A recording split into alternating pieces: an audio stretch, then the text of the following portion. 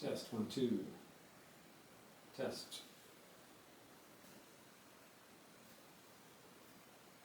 It takes a second to warm up. Test 1, 2. Test 1, 2. Test 1, 2. Test. I think mine's working. Yours is definitely. Is mine on? Am I muted?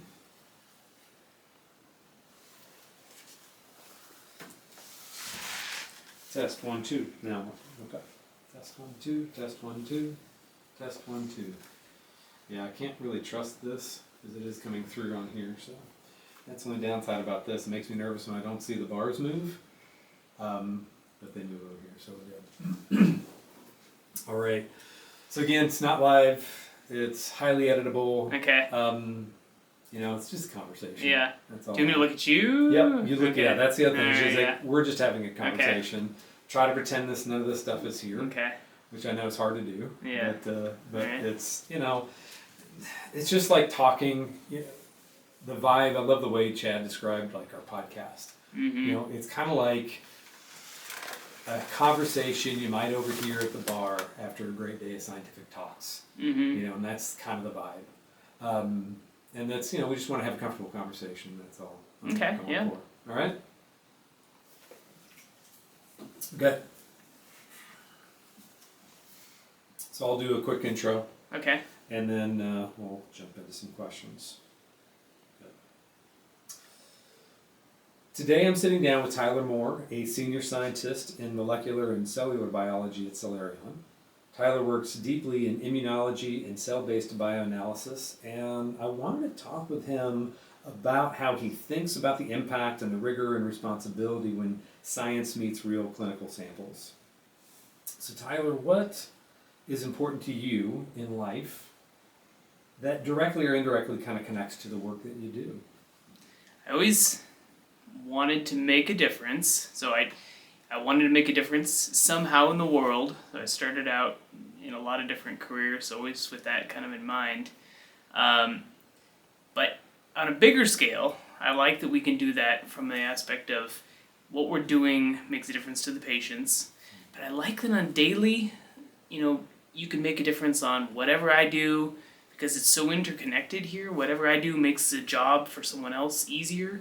So we're not isolated, so it's kind of like a moving car, that each part of the engine is kind of working together. So you can kind of make a difference on a micro scale as well as the big, long-term patient scale.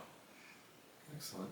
And you spent years in academic research and government research, including the National Institute of Allergy and Infectious Diseases, before moving into CRO and clinical bioanalysis here. What shifted for you when patients entered the picture? Yeah, you think about patients and that income, you think about that endpoint all the time. When you're doing that research, you're just further removed, you're further upstream. So you always have in mind that I'm doing this project because you want to improve human health, but you don't ever know if it's ever going to get there. So now we're kind of standing on the shoulders of all of that work, and it's almost like taking it that extra little step, and there's an extra responsibility there, I think, because what all has gone into it. All the basic science and all of the hard work that has gotten these therapies to this point, and then you're just thinking, you just gotta make sure you're doing everything that you can do so that this thing can get out there, So it's kind of that interesting aspect there of knowing what it takes to get that background, know how much work it gets to figure out what mechanisms to attack, what therapeutics are going to be useful, and then, getting that extra little piece. So it's kind of fun being on this end of it here. Excellent, excellent. For someone outside of biotech, how would you describe and explain what you work on and why it matters? Yeah, I think, it's everyone has benefited from some kind of medical therapy, I think. And what we're doing is basically making sure those therapies, you can trust them, that they're going to do what you hope that they're going to do and that they're safe. And then I think also, doing everything you can to make them as affordable as possible. Because I always think our job is like the more efficient I can be, the less costs that are going to get passed on to the drug, because it's going to be cheaper to make, it's going to get cheaper to be, to the end point, so, I always think about everything that we're doing in terms of efficiency of, can I develop this method, quicker, can I get this thing done faster? Then it's all less time that, gets to the end point. So, people who aren't involved in the process but have, received a therapy, they're aware of all of those things, but maybe not what goes into it. All the little individual experiments and all that planning. Most people, have no idea how much time, effort, people, expense that goes into clinical research. It's monumental in time and cost. And so the fact that you think about these things besides, hey, we try and get it there, faster for the patient, yes, faster and maybe less expensive for the sponsor, but hopefully, that will affect, trickle down to the individual as well. I think that's great. Yeah, that it takes resources to put all of this person energy and like resources in terms of reagents to, every time you're doing these experiments. So it's a big system. So the fewer of those resources you can use, I think it's the more efficient you can be. Outstanding. So a lot of your work focuses on cell health, timing, sample handling. How do you think about rigor when the biology itself is fragile? Yeah, I think it's kind of a cool movement in bioanalysis right now, is that so many of these sponsors are relying on assays that are requiring not just like a live cell, but a responsive cell in order to see the effect of a drug. So we're doing a lot of assays where we're taking out cells and they have to be stimulated and they have to respond in certain ways to see if a drug works. And the thing I really like about the bioanalytical field right now is that these are common problems, and even though it's a competitive space, the field is all wanting to work together because everyone wants that endpoint to be good. We all want quality. So you go to conferences and people are trying to figure out how can we preserve samples longer? How can we get a better, still do these similar assays that everyone's looking for, and how can we figure out the best way to do it? And I think it's interesting because we're trying to get to that same point together. Even though there's some competition, but there's kind of this endpoint of trying to get the best sample possible. Absolutely. It's actually what drew me into this field, besides the personal reasons, some healthcare issues in my family, is and I'd been in a highly competitive field in the past. It's IT, data centers, many, many moons ago before I got into pharma biotech. And it was remarkable to me that in business, in a corporate world, there's places in the science and in the conferences where competitors are collaborating on what's the best way we can do this to the end point to help people. And I love that about this space. When studies involve complex logistics or tight timelines, what do you think good collaboration really looks like? Yeah, I was amazed kind of jumping into the clinical trial space from previous research where academic research is a little siloed. You kind of hunker down in the lab and you work on your project. Here, everything's so interconnected. So everything you do depends upon so many other people. It's not just other scientists, and it's like the technical writers and sample management, and all of it works together. I think one thing we've really noticed is talking to these other groups that you maybe don't interact with daily and figure out what's the thing that makes their job the most difficult. Sometimes the thing that makes their job the most difficult is something that you're doing that you don't need to be doing. So we find that you can figure out each of these pieces because they're so interconnected. You can figure out that we can improve the whole system by just changing one little thing, and it influences this group and this group and this group. And I think that's it's because of the complex system. I mean, that's part of it, is that little tiny changes can really improve how the whole machine works compared to when you're just working on your own and it kind of lives or dies based on your own work. Outstanding.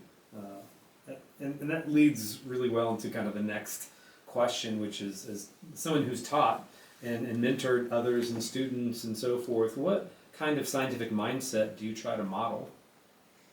Yeah, I think when I was teaching, and here as well, I would always try to impart the lesson. I think that there's really no greater joy than doing good work that matters. And sometimes that comes with pressure.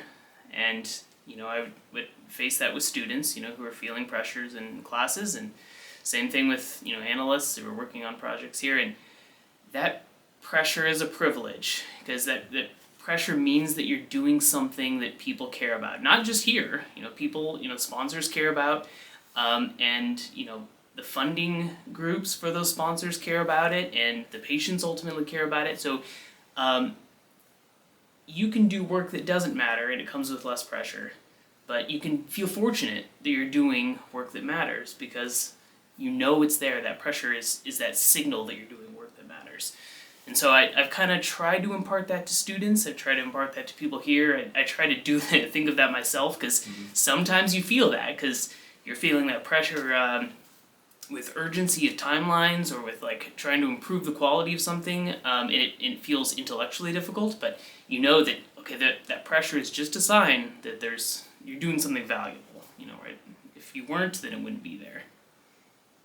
I think that's an excellent perspective. I love that. Pressure is a privilege. Yeah. And it's something, that I will, I'm going to take that and internalize that myself. So thank you for that. Yeah. Professors develop axioms, I think, just to, stick with students a little more. So it's great. Yeah. Well, it works. It works well. Glad you can bring that into our world. It's cool. What keeps you engaged and excited about the work that you're doing now? Yeah, I think my background in immunology and studying that field extensively and then teaching it before coming here, one of the coolest things is when a new therapy is targeting like a textbook mechanism. So it's something where, I maybe would have asked to former students, like, if you were to inhibit this pathway or activate this pathway, what disease might it, treat? What could you do to this pathway?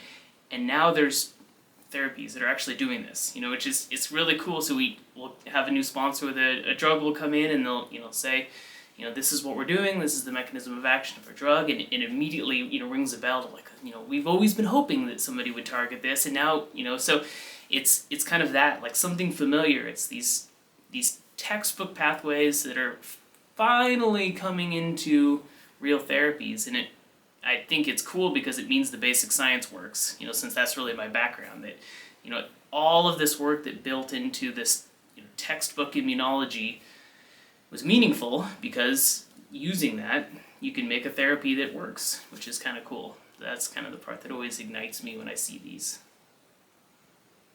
Fantastic.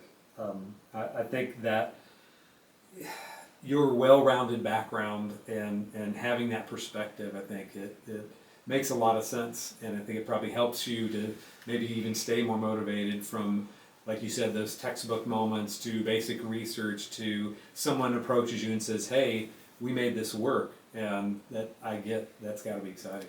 There's an extra level of responsibility there too, because if you think about some of these pathways have been studied for decades, and if a particular therapy is the culmination of decades of work, you don't want to be responsible for that failing, right? So, hundreds of people have really, it's not just the company that is putting it over the edge with the particular drug or something. It's really hundreds of people over decades that have really come to understand the basic biology, and that is all why, we've got this new therapy coming out, so there's a little bit of responsibility to make sure that all holds, that, you got to develop the best method and you got to get the most quality data to show that this really does work the way it's supposed to. Well, Tyler, thank you so much for sharing your story, how you think about the science and the responsibility behind it. I appreciate the thoughtfulness of your answers and the rigor that you bring to our work together. Yeah, thanks for having me. You bet. Awesome. That was great. Yeah. Absolutely great. Thanks. So good. Yeah.